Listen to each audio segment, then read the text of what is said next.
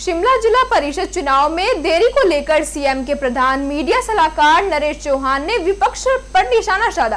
उन्होंने चुनाव में देरी को राजनीति से प्रेरित बताते हुए अंतिम फैसले जिलाधीश द्वारा जाने की बात कही। वही एमआईएस के तहत सेब खरीदने में अनियमितताओं के संकेत पर जांच और कार्रवाई के संकेत दिए हैं।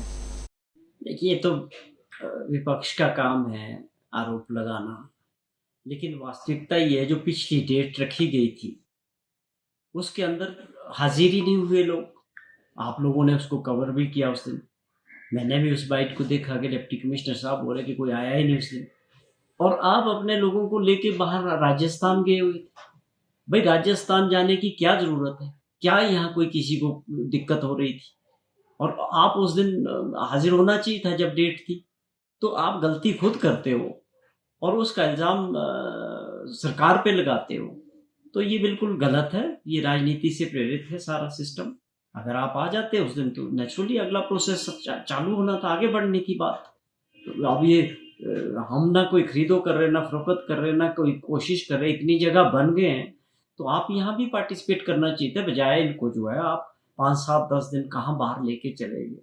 तो ये इस तरह की राजनीति हिमाचल प्रदेश में करने की ज़रूरत नहीं है, और बहुत जल्दी ये खुद इसका फैसला जो है डिप्टी कमिश्नर शिमला करेंगे कि अगली डेट वो कब तय करते। डीसी की नहीं, ये तो इस तरह की बातें तो अब चुनाव के दौरान जब चुनाव नज़दीक आएगा तो स्वाभाविक तौर पे विपक्ष के पास बड़े मुद्दे हैं नहीं। जो असली जनहित के मुद्दे होते हैं, जनता से जुड़े हुए मुद्दे होते हैं, जो हम एक उम्मीद करते थे कि एक जिम्मेवार विपक्ष से जो है बड़ी बात होनी चाहिए, प्रदेश हित की है, प्रदेश के मुद्दों की है, जनता के मुद्दों की है, या कोई बड़ी समस्या है समाज में, वो सरकार के ध्यान में लानी चाहिए।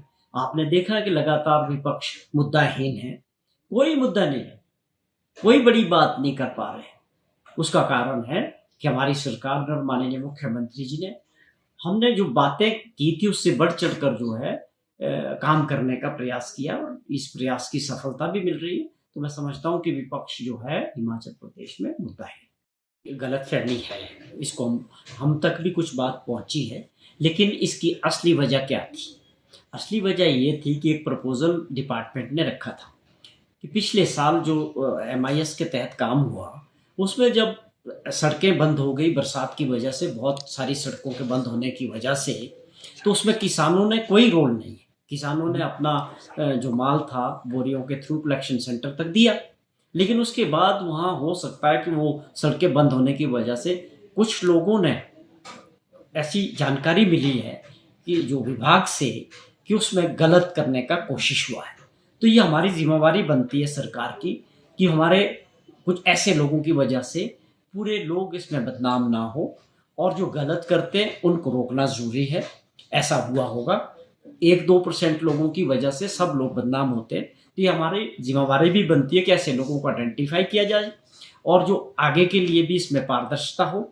ये एक इतनी बड़ी स्कीम है जिसमें 100 करोड़ से ऊपर का पिछली बारी एमआईएस के तहत सेब खरीदा गया, और उसकी लायबिलिटी भी हमारी सरकार ने, मुख्यमंत्री जी ने तकरीबन 45 करोड़ रुपया दे दिया अभी तक, और आगे भी दे रहे हैं, लोगों को पैसा मिल रहा है। लेकिन एक इंक्वायरी का पार्ट है कि ऐसे लोग जिनके पास ना कोई ज़मीन है, ना उन्होंने, किसानों ने नहीं किया है, इसमें कोई शक नहीं है, जिन लोगों ने किया उनको आइडेंटिफाई करने के लिए कोशिश किए जा रहे हैं।